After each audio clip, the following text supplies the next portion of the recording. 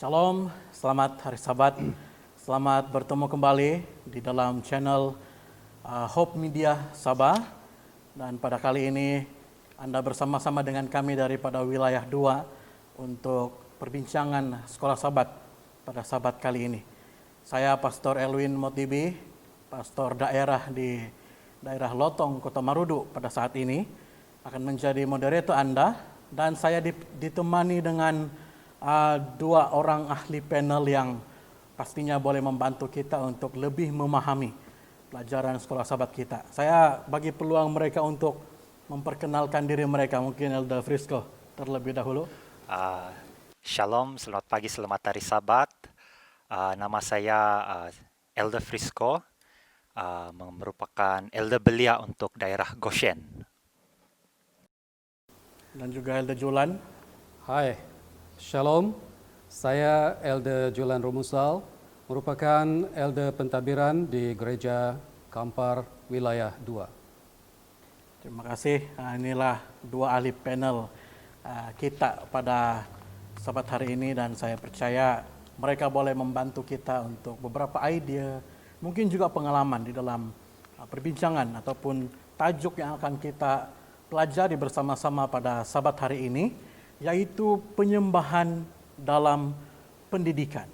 Jadi kepada para penonton di luar sana yang mungkin tidak memiliki pelajaran sekolah Sabat, saya ingin memberikan kepada Anda bacaan untuk pelajaran minggu ini, supaya Anda juga boleh merujuk dalam perbincangan kita pada saat ini.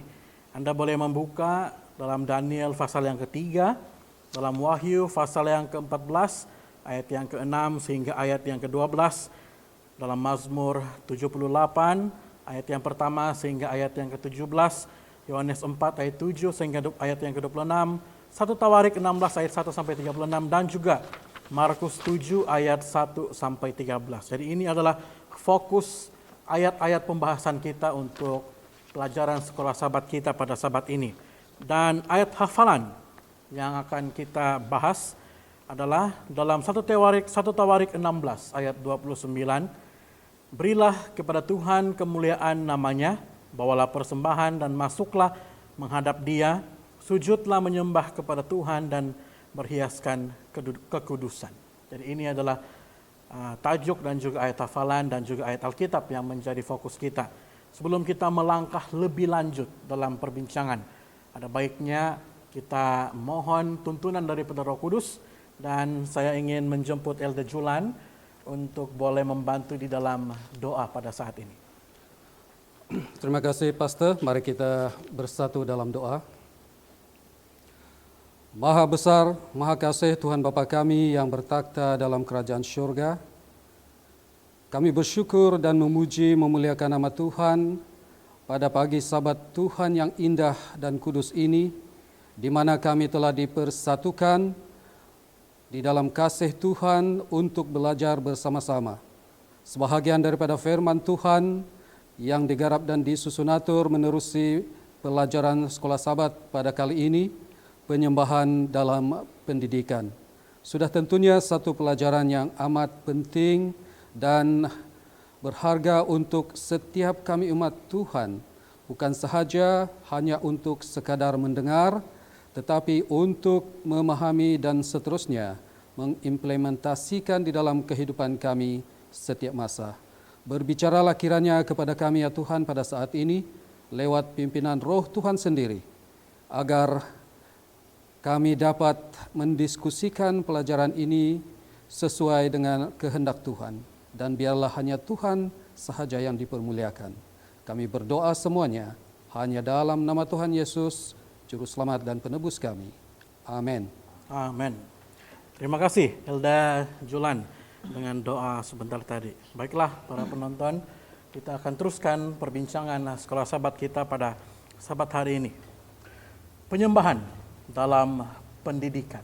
Jadi ini adalah satu tajuk kecil dalam tajuk besar sekolah Sabat kita triwulan ini yang berkaitan dengan pendidikan. Dan pada Sabat ini kita berfokuskan kepada penyembahan. Baik, mungkin kedua-dua ahli panel kita ini boleh memberikan sedikit respon apa sebenarnya kaitan dengan kita punya pelajaran, tajuk pelajaran. Apa sebenarnya kesan yang boleh kita dapat dalam penyembahan kita dalam hal pendidikan ini. Jadi mungkin Elder Frisco, kita boleh minta respon daripada Elder Frisco pada saat ini. Terima kasih moderator Pastor Elwin. Ini bukan jawaban yang tuntas, tapi satu pandangan. Perbaktian menyembah Tuhan dengan pendidikan adalah saling berkait dan saling reversible, boleh diterbalikan. Kalau kita tidak ada pendidikan mengetahui tentang Tuhan, kita tidak mungkin kita mau menyembah Dia. Dan kalau kita tidak menyembah Tuhan, walaupun kita tahu Tuhan itu siapa, tetapi kita tidak menyembah Dia, kita tidak akan belajar sesuatu daripada itu, pengalaman untuk menyembah. So, dia adalah dua perkara yang berkaitan, reversible. Kalau kita tidak tahu tentang Tuhan, kita tidak menyembah Dia. Kalau kita tidak menyembah dengan Dia, kita tidak akan tahu lebih banyak tentang Tuhan. Ya, jadi mengetahui Tuhan membawa kepada penyembahan. Dan kalau kita tidak menyembah Tuhan, kita tidak dapat mengenal lebih lanjut siapa Tuhan. Mungkin ada respon juga Elder Julan? Ya, terima kasih moderator kita, Elder Pastor Elwin dan juga rakan panel Elder Frisco. Satu mukadimah ataupun pembukaan diskusi kita pada pagi hari ini yang sangat menarik dan membuka minda kita semua daripada apa yang telah dikongsikan oleh Elder Frisco sebentar tadi. Daripada penyembahan itu membuatkan manusia ataupun kita kenal siapa itu Tuhan. Saya sebenarnya tertarik dengan yang pertama, mukadimah daripada pelajaran kita pada Sabat hari ini berkaitan dengan penyembahan itu sendiri. Dikatakan dalam pelajaran kita pada hari ini, penyembahan adalah sebahagian dari kemanusiaan. Penyembahan adalah sebahagian daripada kemanusiaan, sebahagian dari sifat manusia. Walaupun dalam keadaan sifat manusia yang berdosa. Kalau kita imbas, para pendengar yang saya kasihi sekalian, kalau kita imbas pelajaran kita, pelajaran pertama untuk triwulan ini, kita telah diberikan pendedahan dan pendidikan bahwa pendidikan pertama yang berlaku adalah di Taman Eden, di mana murid pertama adalah Adam dan Hawa. Dan disitulah bermulanya pendidikan itu, di mana Tuhan sebagai guru agung. Dan firman Tuhan itulah Alkitab, sebagai bahan ataupun Alkitabnya, dan Taman Eden itu adalah kelas. Satu ruang lingkup pendidikan yang dimulakan di Taman Eden itu, di mana Tuhan sendiri berbicara kepada Adam dan Hawa, dan apabila manusia pertama ini menjadi murid kepada Tuhan, mereka kenal siapa Tuhan itu, dan disitulah mereka mula menyembah Tuhan yang benar. Jadi di sini kita dapat satu relasinya ataupun perkaitan di antara penyembahan dengan pendidikan, dan kedua-dua ini memang tidak dapat dipisahkan. Ya, jadi itu satu konsep yang harus kita fahami dalam konteks pelajaran kita hari ini sebagai sedikit mukadimahnya, yaitu penyembahan di dalam pendidikan itu sendiri. Baik, terima kasih Elder Julan ya, dan juga Elder Frisco. Jadi seperti yang sudah dikongsikan oleh kedua ahli panel kita, bahwa penyembahan dan juga pendidikan ini dua kata dasar yang tidak boleh dipisahkan. Kenapa? Karena ianya sudah ada sejak dari dulu lagi. Sejak dari Taman Eden, kita sudah mengetahui siapa Tuhan, dan kita sudah mulai ataupun sudah melakukan penyembahan kepada Tuhan. Nah, jadi mungkin merespon kepada apa yang sudah kita bahas tadi, saya mungkin mau bertanya kepada ahli panel kita, mungkin kepada Elder Frisco, berkaitan dengan penyembahan. Siapa sebenarnya yang kita perlu sembah, dan kenapa penyembahan kepada yang kita sembah ini penting untuk kita ketahui dan juga kita sampaikan mungkin kepada orang lain, kepada anak-anak. Mungkin boleh merespon sedikit mengenai hal ini, Elder Frisco. Kalau kita sebagai umat Seventh Day Adventist kan, Pastor, kita percaya bahwa kita menyembah Tuhan yang satu, Elohim, dan juga mempunyai pelbagai nama yang lain, beberapa nama yang lain. Tetapi dia adalah satu. Ada yang mungkin mengatakan dia 3 dalam 1, ada yang membahaskan 2 dalam 1 atau 1 dan 1, tapi itu bukan persoalannya yang kita perlu ketahui hari ini. Tetapi kita semua menyembah sesuatu. Ada yang menyembah benda-benda maujud, ada yang menyembah material, duit, ada yang menyembah Tuhan yang mempunyai nama mereka sendiri, dan kita menyembah Tuhan yang satu yang terdapat di dalam Alkitab. Kita menyembah Dia. Apapun nama Dia yang disebut dalam Alkitab, Dia adalah Tuhan kita. Dan Dia telah datang ke dunia ini dalam rupa bentuk manusia, dan kita sebut Dia adalah Yesus. Nama Dia adalah Yesus. Nah, kenapa penting untuk kita, umat-umat Tuhan, bersama dengan anak-anak, mempelajari bagaimana kita menyembah Tuhan? Kenapa itu penting? Kenapa kita perlu mengetahui Dia? Kenapa kita perlu menyampaikan kepada anak-anak? Mengingat kepada ayat dalam Alkitab, di dalam Ulangan, pelajaran kita yang lalu, dalam Ulangan 6 ayat 7 mengatakan, dan kita harus mengajar, menanam di dalam pikiran anak-anak kita mengenai Tuhan, mengajar mereka tentang bagaimana Tuhan telah melakukan perkara-perkara yang baik, perkara mukjizat-mukjizat yang lalu. Dikatakan dalam bahasa Inggris, saya biasa dalam bahasa Inggris, dikatakan, and shall talk of them, berkata-kata kepada mereka, apabila kita duduk, when we sit, apabila kita berjalan, apabila kita baring, dan apabila kita bangun. Nah, ayat ini sebenarnya sangat penting bagi saya. Ini menekankan betapa pentingnya kita harus mengajar kepada orang lain, khususnya anak-anak kita, tentang isu penyembahan, tentang siapa Tuhan itu. Nah, tetapi saya percaya kalau di kalangan umat Seventh Day Adventist, kita tidak masalah untuk mengajar anak kita. Apabila kita bawa anak kita ke gereja ataupun anggota datang ke gereja, kita semua belajar tentang Tuhan. Bila kita baca sekolah Sabat, kita melihat YouTube untuk mempelajari tentang Alkitab, kita mendengar khotbah, itu semua adalah pembelajaran. Tetapi bagi saya, masalah utamanya adalah kita tahu, tapi kita tidak kenal Tuhan itu. Kita tidak ada hubungan dengan Dia. Nah, inilah yang menyebabkan orang selalu lari daripada landasan Dia. Dia tahu siapa Tuhan. Banyak sekali kawan-kawan saya yang sudah tidak ada dalam gereja. Kalau kita tanya, adakah kamu kenal Tuhan? Kamu tahukah Dia? Tahu.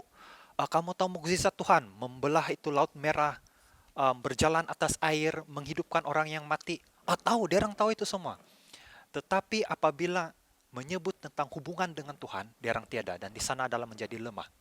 Oleh itu, saya rasa sangat penting untuk kita sampaikan kepada anak-anak bukan hanya pengetahuan tentang siapa Tuhan itu, tetapi mendidik. Sebab inilah kita punya pelajaran, mendidik.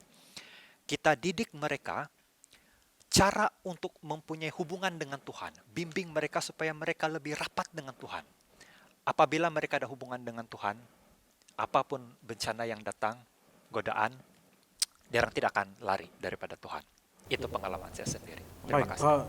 Saya merespon daripada apa yang Elder Frisco sudah sampaikan berkaitan dengan penyembahan, siapa yang kita sembah, dan kita mendidik. Mendidik bukan sahaja sekadar memberitahukan siapa Tuhan, begitu kan? Tetapi kita mendidik bukan hanya anak-anak, tapi diri kita bagaimana memiliki penyembahan yang benar kepada Tuhan. Sebab kalau kita melihat kepada kita punya sekolah Sabat, ada juga disebut tentang orang yang mengaku menyembah sama Tuhan, tetapi mereka tidak memiliki cara penyembahan yang benar. Mereka tidak memelihara, kalau kita boleh bilang, kekudusan dalam penyembahan. dalam diri mereka. Jadi mungkin Elder Julan boleh merespon sedikit mengenai perkara ini. Bagaimana kita boleh mendidik? Mungkin bukan hanya anak-anak, bukan hanya orang lain, tapi mungkin diri kita juga. Bagaimana sebenarnya kita sudah tahu siapa kita mau sembah.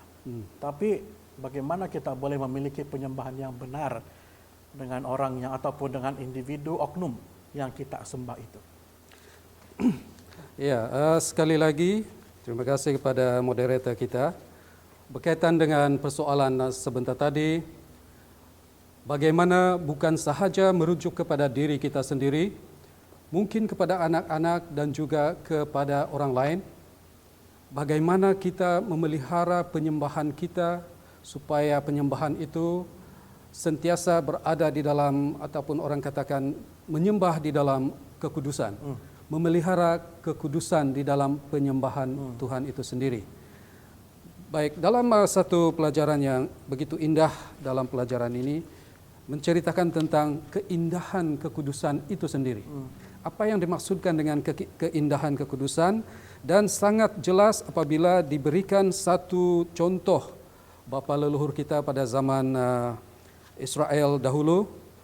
Kita boleh lihat ini dalam 1 Tawarik 16 ayat 1 hingga 36, di mana pada waktu itu digambarkan bahwa umat Israel purba ini mereka menyembah, bukan orang katakan menyembah di mana tempat mereka menyembah di sebarang tempat dan sebagainya.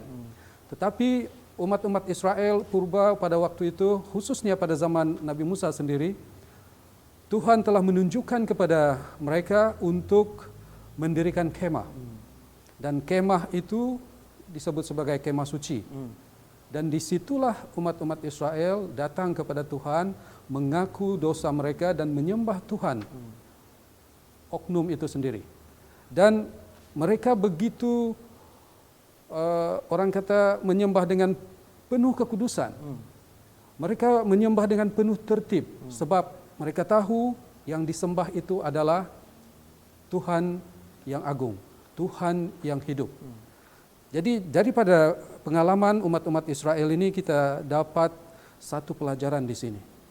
Bagaimana umat-umat Israel pada zaman Perjanjian Lama terdahulu telah dikatakan di sini menyembah di kemah suci, tempat yang dikhususkan, tempat yang suci, di mana di kemah suci itu juga Tuhan tinggal bersama dengan umat-umat Israel. Dan oleh kerana itu penyembahan mereka ini dan juga pendidikan penyembahan yang mereka terima pada waktu itu merujuk kepada Yesus dan juga rencana keselamatannya. Dan kita boleh bayangkan bagaimana kebaktian itu berlangsung ataupun penyembahan itu berlangsung di kemah suci. Yang penuh dengan ketertiban dan penuh dengan etika yang sangat mulia. Ya. Jadi dalam konteks pelajaran ini, penerapannya kepada kehidupan kita pada masa ini, memang kita semua menyembah. Ketika kata menyembah, tidak kira kita sebagai individu, dalam keluarga kita sebagai ibu bapa, sebagai anak-anak, dan juga kepada sesama kita semua. Persoalannya di sana adalah apakah kita menyembah dan siapa yang kita sembah itu yang paling penting. Sebab kalau kita hanya sekadar menyembah, tetapi kita tidak kenal siapa yang kita sembah itu, sudah tentu ibadah kita atau penyembahan kita itu mungkin tidak boleh kita katakan itulah ibadah yang kudus dan berkenan kepada Tuhan. Yang pertama sekali pada saya di sini, kita sebagai individu harus benar-benar tahu, seperti mana orang-orang Israel, mereka kenal siapa Tuhan yang mereka sembah, dan mereka tahu sifatnya Tuhan itu, kudus adanya, penuh kasih, dan Tuhan itu jugalah merupakan juru selamat. Pada saya kalau kita sebagai individu kita membayangkan bahwa yang di hadapan yang kita sembah ini adalah Tuhan yang benar-benar hidup, yang luar biasa, saya pikir penyembahan kita itu adalah benar-benar dikatakan kudus.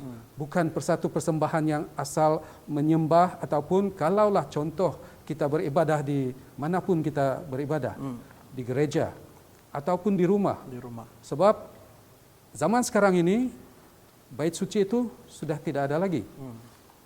Kemah suci. Kemah suci, Kemah suci itu sudah tidak ada lagi.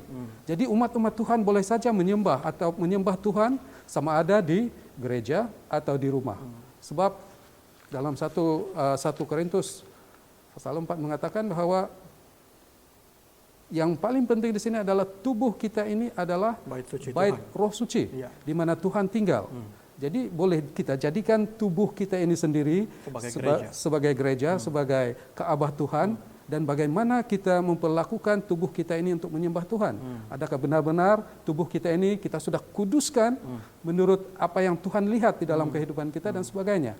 Jadi sebelum kita mendidik anak-anak, apatah lagi kalau mendidik sesama kita, orang lain, tentang kekudusan penyembahan itu, terlebih dahulu kita harus koreksi diri kita sendiri, kita lihat diri kita sendiri, apakah kita benar-benar sudah memiliki satu prinsip yang disebut sebagai kekudusan di dalam penyembahan atau tidak. Hubungan yang kudus kepada Hubungan Tuhan. yang kudus di hadapan Tuhan. Ya. Baik, terima kasih Elda. Saya terfikir berkaitan dengan kita bilang penyembahan ini, sesuatu yang lebih praktikal yang kita boleh sebut sekarang. Jadi oleh karena banyak juga anggota yang berkata kadang-kadang rindu untuk ke gereja, apalagi sekarang zaman ataupun sedang dalam PKP, kita tidak dapat berbakti bersama-sama di gereja, dan kemudian kita bilang seolah-olah berbakti di rumah itu bukanlah satu perbaktian yang kita bilang perbaktian yang benar. Jadi mungkin merespon sedikitlah mengenai hal ini. Apakah berbakti di rumah sekarang ini bukanlah satu penyembahan yang benar kepada Tuhan, ataupun mesti juga datang di satu bangunan yang kita sebut sebagai gereja, barulah itu sebagai satu penyembahan? Mungkin Elda Julan boleh merespon mengenai hal ini. Ya, terima kasih sekali lagi moderator. Seperti yang saya telah katakan sebentar tadi, penyembahan kita pada masa ini khususnya di zaman Perjanjian Baru, kita boleh lihat bagaimana Yesus sendiri telah mengajarkan murid-muridnya tentang penyembahan itu sendiri. Kita masih berbicara soal memelihara kekudusan penyembahan itu. Walaupun di zaman Yesus, sinagog ataupun tempat beribadah umat-umat Tuhan pada waktu itu, dia merujuk kepada bangunan. Tetapi bila mana Yesus melayani, dia tidak mengira tempat, dimanapun. Di mana sahaja Yesus berada, di situ berlakunya penyembahan kepada Tuhan. Dan bagaimana Yesus menyembah kepada Tuhan penuh dengan kekudusan, memuliakan nama Tuhan, penuh penyerahan, bukan dari dalam hati, bukan dari dalam lahiriah fisikal sahaja, tetapi daripada hati dan juga daripada jiwanya yang benar-benar diserahkan kepada Tuhan. Jadi dalam konteks sebentar tadi, persoalan sebentar tadi berkaitan dengan ibadah kita ini, memang sebelum ini ramai yang begitu rindu sekali untuk beribadah di gereja. Sebab memang tidak dapat dinafikan bahwa bila kita beribadah di gereja, kita tahu gedung gereja ini pertamanya sudah ditahbiskan, sudah dikhususkan untuk umat-umat Tuhan beribadah, dan kita merasakan kehadiran Tuhan yang begitu luar biasa di dalam gereja. Tetapi dalam suasana norma baru sekarang ini, kebanyakan umat Tuhan kini beribadah di rumah masing-masing. Jadi apakah persoalannya ibadah di rumah itu sudah tidak kudus? Pada saya, ibadah kita di rumah, yang pentingnya, saya tidak boleh katakan ibadah kita di rumah itu tidak kudus. Sebab konsep kekudusan di sini ialah di mana kita berada, di mana kita mau menyembah Tuhan, di situ hati kita benar-benar diserahkan kepada Tuhan. Cuma mungkin ibadah di rumah itu yang kita rasakan mungkin tidak ada kekudusannya adalah daripada suasana dan juga disiplin umat-umat Tuhan itu sendiri. Betul. Merasakan di rumah dia boleh rasa santai sambil beribadah. Mungkin sedang sambil siapkan makanan itu dan ini di dapur sambil mendengar khotbah ataupun pelajaran sekolah sahabat. Jadi sudah tidak menampakkan yang kita benar-benar sedang sujud menyembah di hadapan Tuhan yang kudus itu. Apa salahnya kalau apa yang kita lakukan, ibadah kita yang kita lakukan di gereja itu sama dengan ibadah kita yang kita lakukan di rumah. Sebab di situ juga Tuhan hadir. Jadi saya pikir dimanapun kita berada, walaupun di bawah kolong jambatan, di bawah bangunan, di dalam hutan pun, kalau kita berkumpul bersama-sama, pertama malaikat Tuhan ada di sana, hadir bersama-sama. Yang penting tujuan dan niat kita itu, hati kita benar-benar diserahkan kepada Tuhan untuk beribadah kepadanya.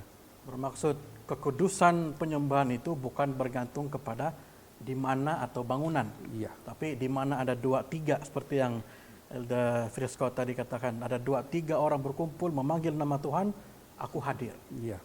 Maksudnya kehadiran Tuhanlah yang menyebabkan penyembahan kita itu menjadi sesuatu yang kudus. Mungkin Elder Frisco mau respon mengenai hal ini juga. Kalau saya respon panjang. Tapi kita melihat kepada pelajaran hari Selasa di dalam roh dan kebenaran. Apabila perempuan Samaria itu datang bertemu dengan Yesus, banyak persoalan-persoalan dia, tetapi ada satu persoalan dia tanya. Jadi saya ringkaskan dalam paraphrase dalam bahasa saya sendiri. Dia bertanya kepada Yesus, jadi mana gereja yang harus kami sembah? Mana gereja yang harus kami pergi? Kami mau pergi ke gereja yang didirikan oleh orang Yahudi, atau kami beribadah di tempat kami sendiri, di mana orang-orang Samaria beribadah. Kita tahu orang-orang Samaria ini dengan Yahudi ini tidak bengam, dan mereka ada pertumpahan darah. Hanya karena isu salah satunya adalah di mana tempat berbakti. Nah, Yesus menekankan di sana, dia katakan, semua itu tidak mengapa di mana, saya guna bahasa saya sendiri, tidak mengapa di mana kita berbakti, yang penting kamu berbakti di dalam roh dan kebenaran. Nah, saya melihat itu menambah sedikit daripada apa yang Elder Julan katakan tadi, memang sangat tepat. Di dalam roh maksudnya betul, apabila kita mengundang Tuhan datang, karena Tuhan itu adalah roh. God is spirit, Tuhan itu adalah roh. Jadi apabila kita mengundang dia masuk ke dalam diri kita ini bait suci Tuhan, kekudusan Tuhan itu juga datang di dalam hati kita. Nah, itu juga sebabnya kita harus mengajar anak-anak kita untuk menjaga kekudusan diri sendiri. Mungkin kita ada pelanggaran setiap hari, kita melanggar salah satu daripada hukum 10 itu, dan kita meminta pertobatan. Tetapi apabila kita minta pertobatan, Tuhan dengan murah hati akan menguduskan kita dan menganggap kita ini suci. Dan kebenaran itu, Tuhan itu adalah kebenaran. Kebenaran itu ada di dalam Alkitab. Nah, apabila kita menyembah dia, di mana saja kita berada, apabila kita menyembah dia, menjemput dia, kita sudah menyembah dia. Tidak kira di mana. Itulah yang Yesus coba untuk sampaikan. Stereotip di mana gereja itu tidak penting lagi, dia kata. Kita sembah dia dalam roh dan kebenaran. Dalam roh dan kebenaran. Terima kasih Elder Frisco dan juga Elder Julan. Jadi supaya menjadi satu pemangkin semangat juga kepada para anggota gereja di luar sana yang setakat ini kalau di Sabah kita belum dapat berbakti bersama-sama di gereja. Jadi jangan pernah merasa putus asa untuk datang menyembah Tuhan. Walaupun kita di rumah, kita tidak ada ramai anggota sahabat yang bersama-sama kita, dimanapun kita berada, bukan di gereja, mari kita fokuskan penyembahan kita itu kepada Tuhan. Karena menyembah Tuhan dan kehadiran Tuhan adalah yang menjamin kekudusan dalam kita punya penyembahan. Baik, saya mau membawa kita kepada satu pemikiran mungkin agak sedikit ke arah yang negatif, tetapi sebenarnya bukan juga terlalu negatif. Jadi berkaitan dengan penyembahan dan juga pendidikan ini, apakah ada dampak negatif dalam hal pendidikan kepada kita punya penyembahan? Mungkin dari semua arah lah, dari semua segi, dari semua kita boleh katakan secara umumnya pendidikan itu mungkin di sekolah atau di rumah kita punya jawatan ataupun segala macam. Apakah itu boleh memberikan satu dampak yang negatif sehingga penyembahan kita ini menjauh daripada Tuhan? Mungkin Elder Frisco terlebih dahulu boleh merespon mengenai hal ini. Terima kasih, moderator. Dampak negatif dari pendidikan. Ya, maksudnya pendidikan yang membawa kepada dampak negatif dalam penyembahan kita. Oke. Seperti kita ketahui, yang kita belajar di sekolah adalah sekuler. Sama ada kita ini dokter ataupun guru ataupun apa saja bidang yang kita belajar sehingga di university itu adalah saya boleh katakan sebagai duniawi. Apabila kita terlalu fokus kepada duniawi untuk mencapai kejayaan kita, kita cenderung untuk meluangkan lebih banyak usaha, tenaga kita, fokus kita ke dalam perkara-perkara tersebut, menyebabkan hal-hal rohani, kekudusan kita, penyembahan kita jadikan perkara kedua. Nah, ini semuanya sebenarnya memberikan impak negatif. Bagaimana dengan di sekolah? Kalau di Malaysia mungkin kita kurang tekanan ini, tetapi kalau di luar negara, contohnya di Barat, mereka sangat menekankan tentang atheism, khususnya teori evolusi. Anak-anak di brainwash untuk percaya tentang teori evolusi. Dan itu menjadi konflik di dalam diri mereka, evolusi penciptaan. Dan ada di kalangan anggota kita yang anak-anak muda yang mula terpengaruh. Dan kadang-kadang mengaitkan teori evolusi dengan penciptaan, seperti yang kita belajar di sekolah sahabat yang sebelum ini. Sains dengan Alkitab digabungkan untuk saling bersama-sama, sepertinya tidak bersama. Dan untuk menjawab persoalan-persoalan yang tidak dapat dijawab menggunakan sains, akhirnya mereka meninggalkan kebenaran Alkitab dan lebih mempercayai. Nah, itu semua boleh membawa kita semua keluar. Kesibukan kita itu semua membawa kita lari daripada landasan kita menyembah Tuhan. Nah, inilah impact sebenarnya yang kita harus berhati-hati.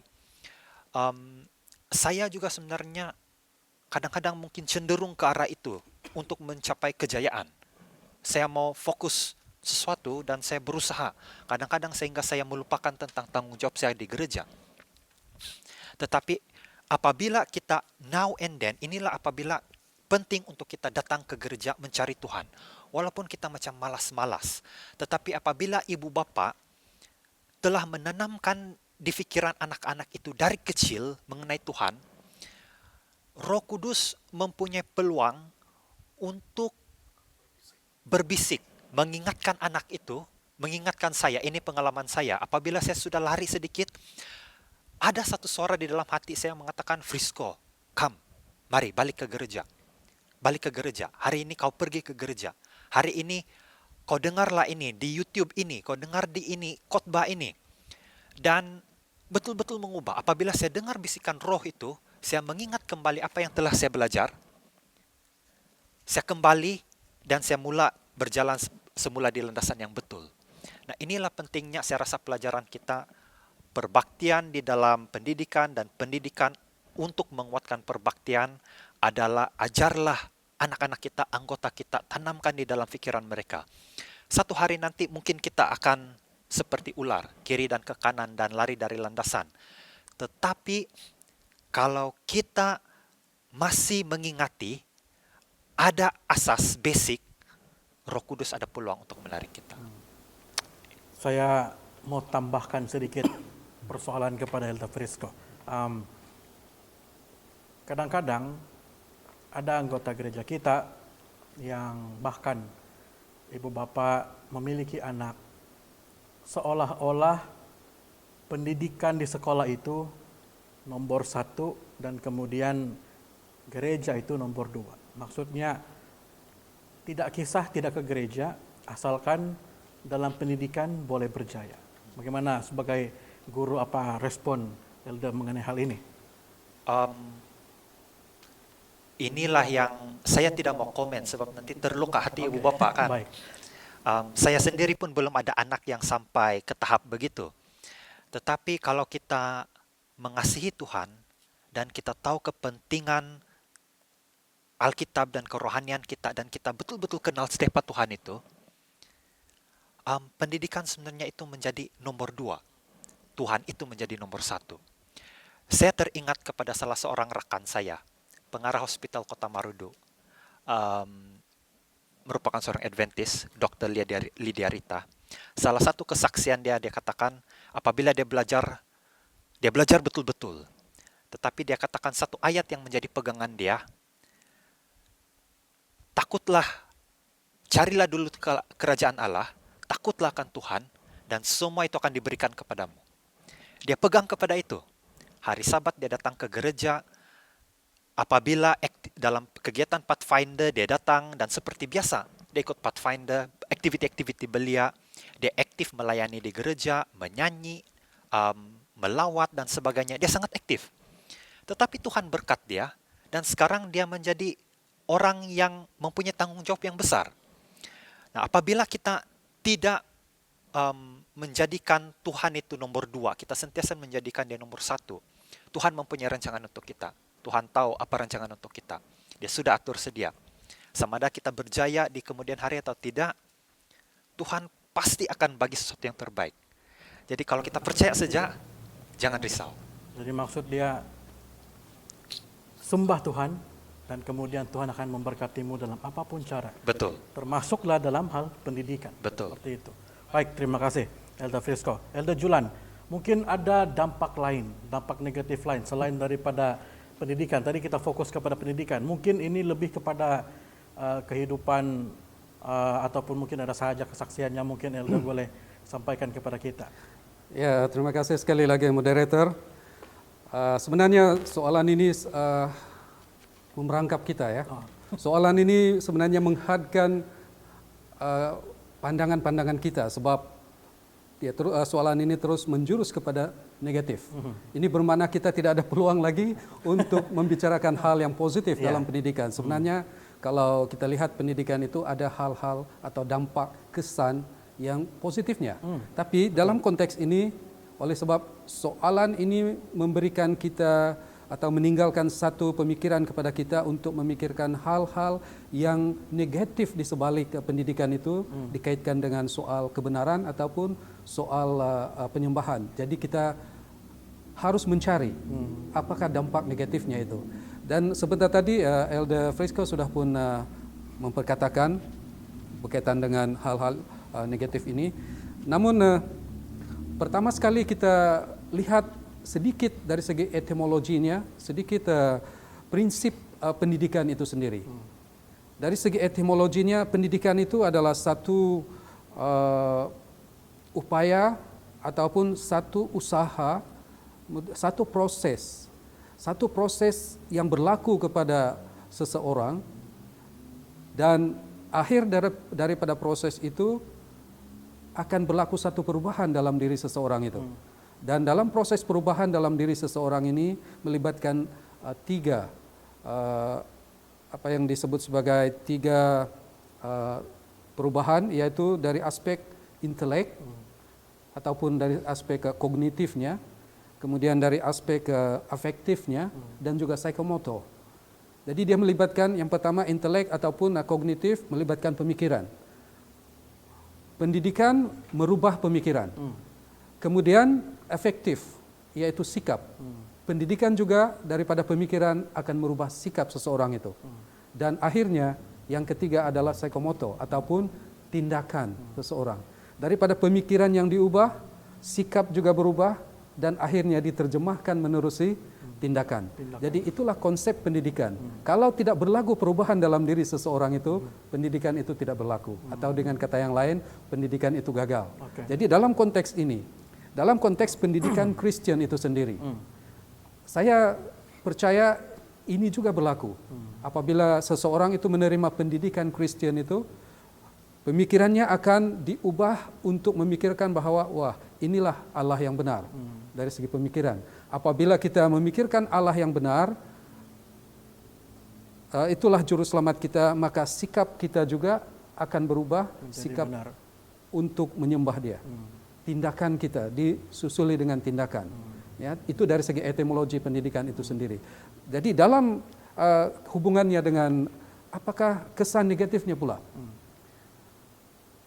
Biasanya seseorang apabila menerima satu ilmu ataupun pendidikan, khususnya pendidikan sekular, kalau dia tidak dapat imbangi dirinya dengan pendidikan agama ataupun Kristen itu sendiri, maksudnya di sini pendidikan Kristen itu diketepikan dan diutamakan pendidikan sekular ini dipengaruhi oleh dari segi pemikirannya, dari segi sikapnya, dari segi tindakannya dipengaruhi oleh pendidikan dunia yang telah diperolehnya, pendidikan sekular. Itu tentu akan mempengaruhi cara pandangnya, dari segi pemikirannya semua. Itu semua akan mempengaruhi. Sebab saya juga berhadapan dengan salah seorang daripada pensyarah saya suatu ketika dahulu, dan dia katakan dia tidak percaya dengan Tuhan.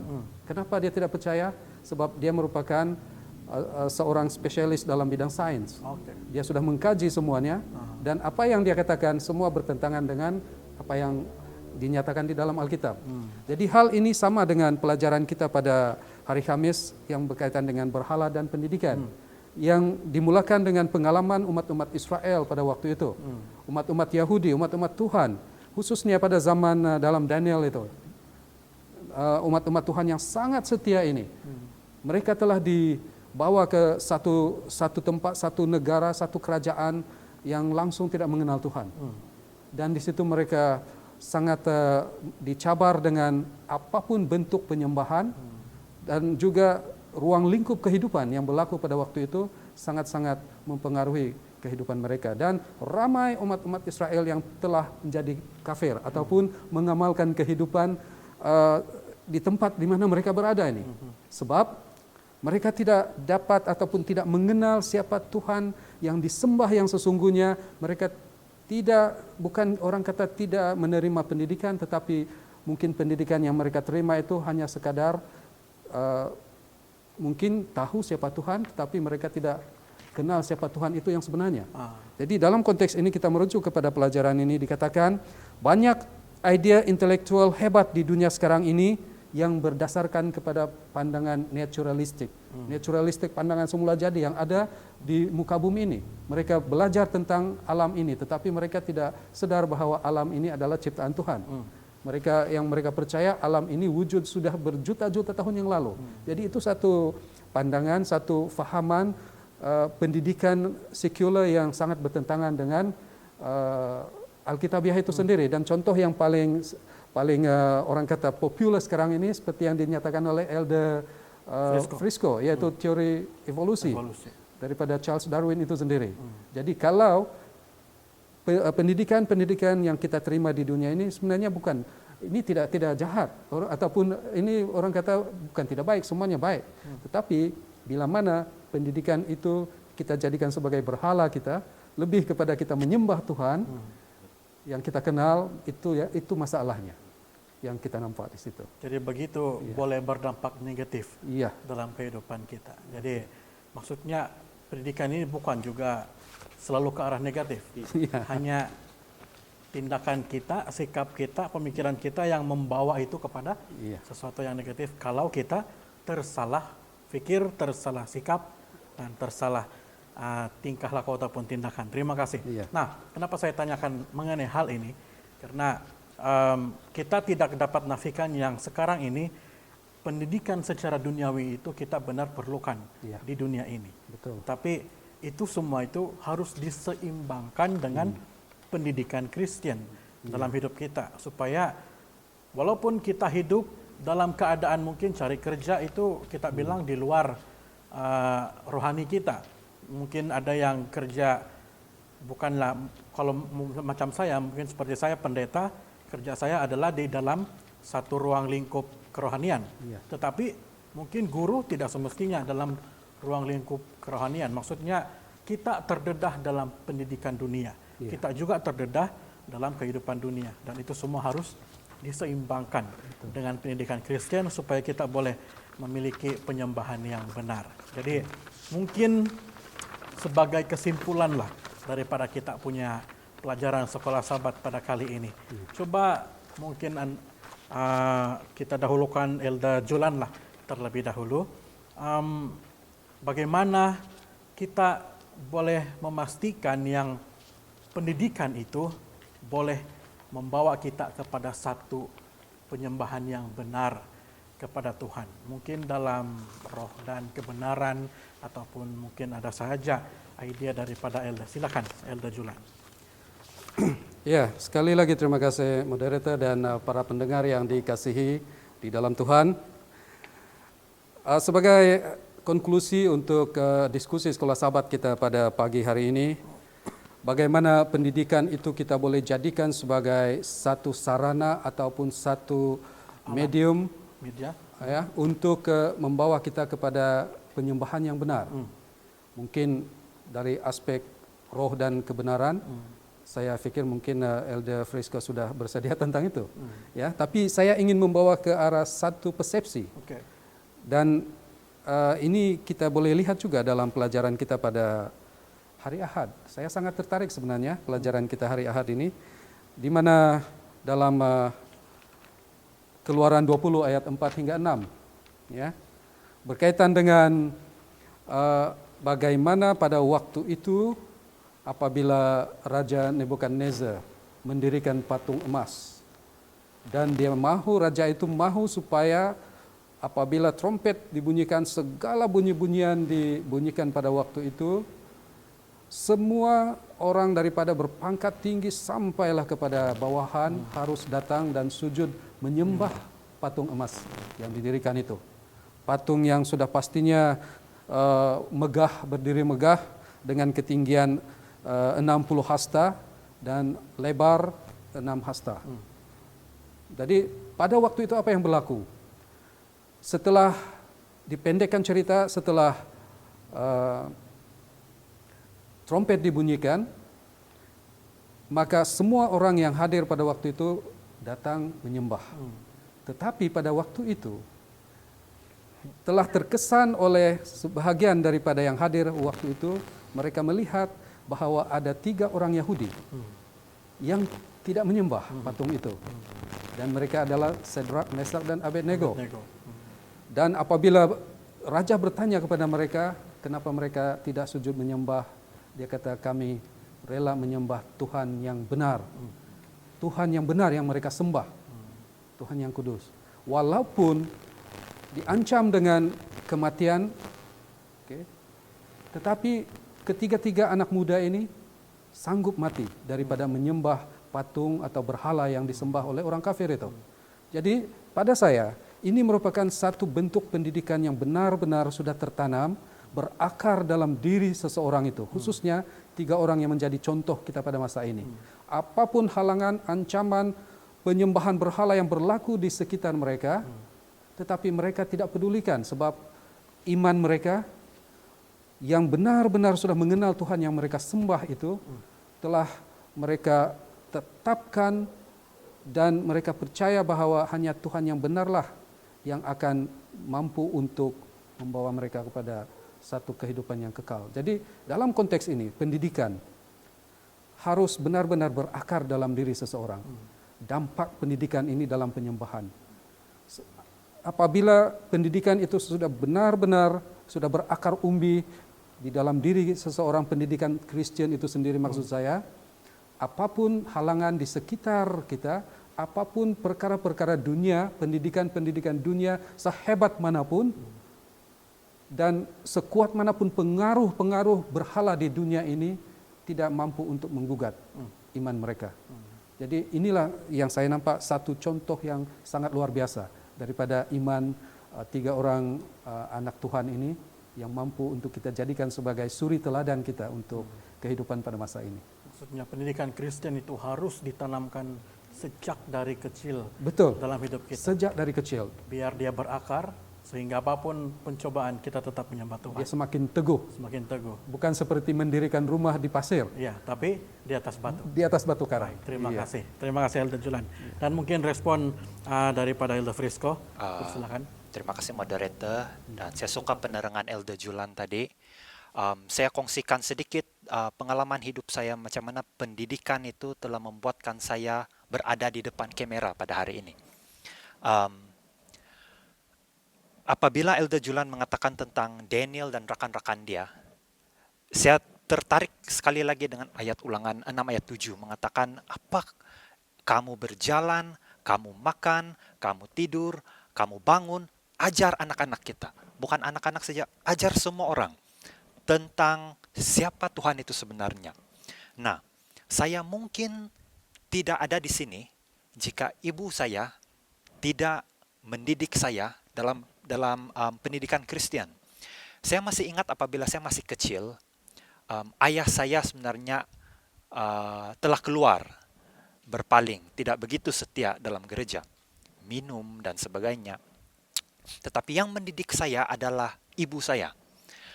Saya seorang yang nakal. Pada hari Sabat dan hari-hari biasa, khususnya pada hari Sabat saya ingat apabila kami berehat dan tidur pada sebelah petang, tengah hari, ibu saya akan panggil saya di tepi dia, mari kita tidur sini. Dan sambil kami baring, dia akan selalu ajar saya tentang perkara-perkara dalam Alkitab. Hukum 10, pelajaran-pelajaran, cerita-cerita dalam Alkitab. Saya tidak anggap itu sesuatu yang penting dulu. Apabila kami makan, pada hari Sabat dia akan buat satu-satu sudut di mana ada satu piring.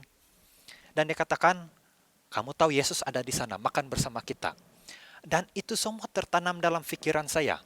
Walaupun pada hari-hari biasa, pada masa saya masih kecil, saya ikut bapak saya pergi melawat kawan dia, mereka minum sampai malam, dan saya bersama-sama dengan mereka. Apabila sampai pada hari Sabat, saya belajar tentang Tuhan, ibu saya mengajar saya. Nah, saya boleh saja ikut gerak-gerik beliau saya untuk menjadi seperti dia, tetapi saya tidak.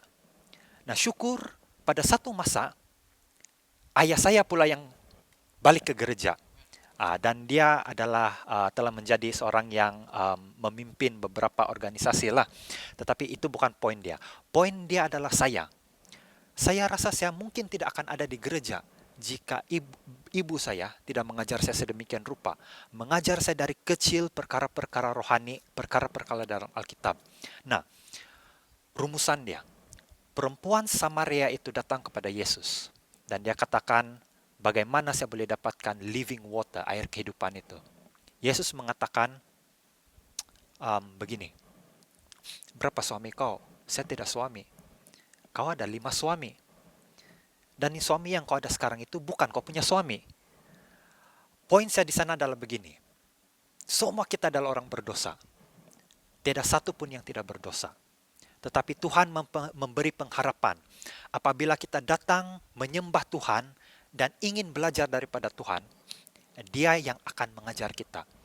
Sama ada kita dosa kita, perempuan ini mempunyai dosa yang kalau pada zaman ini kita rasa macam, perempuan yang jijik. Tetapi Yesus tidak memandang itu.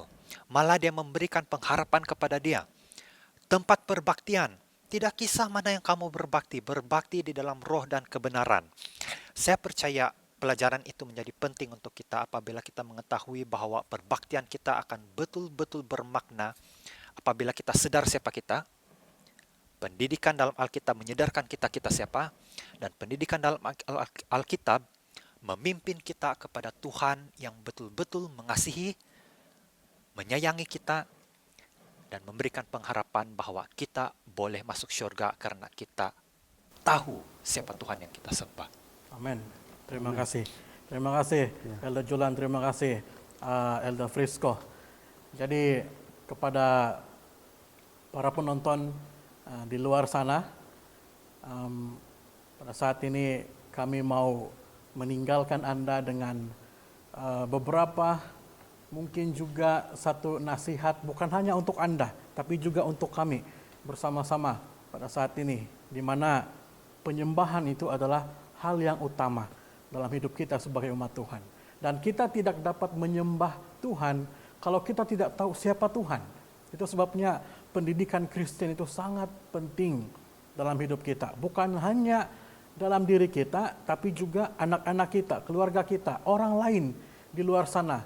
Pendidikan Kristen itu harus kita sampaikan supaya mereka juga, kita, anak-anak kita, keluarga kita, orang lain di luar sana juga sama-sama boleh memiliki penyembahan yang benar di dalam roh dan kebenaran kepada Tuhan. Jadi terima kasih karena Anda tetap setia bersama-sama dengan kami sehingga pada saat ini, dan kami tinggalkan Anda dengan doa yang akan dipimpin oleh Elda Frisco. Baiklah. Mari kita berdoa. Bapa kami yang di syurga, kami telah mempelajari firman-Mu yang begitu indah. Kami tahu Tuhan yang kami sembah itu benar, dan kami tahu pendidikan itu penting untuk memimpin kami lebih dekat kepada Engkau, supaya kami boleh menyembah, kami mengenal Engkau, dan kami boleh menyembah Engkau di dalam roh dan kebenaran. Bantulah kami ya Tuhan untuk lebih mempelajari tentang Alkitab, lebih ingin dan rindu untuk mendengar suara-Mu melalui bisikan Alkitab, suara didikan yang asli, yang kami hanya boleh dengar apabila kami merapatkan diri kepada Tuhan dan mempelajari firman Tuhan. Dan Tuhan, kami ini orang-orang yang berdosa, kami tidak mampu untuk melakukan perkara-perkara yang seperti Engkau ingini, tapi kami mohon agar Roh Kudus Tuhanlah yang akan memimpin kami dalam pendidikan, memimpin kami juga di dalam kebenaran. Terima kasih karena kasih anugerah Tuhan yang begitu berkemurahan dan begitu setia kepada kami. Engkau telah mengampuni dosa dan kesilapan kami. Engkau akan memberkati kami, bukan saja kami tetapi mereka semua yang menonton siaran ini, agar apa saja yang mereka terima akan menjadi berkat untuk mereka, agar kami semua boleh menjadi berkat kepada orang lain. Dalam nama Yesus kami serahkan semua ini. Amin. Amin.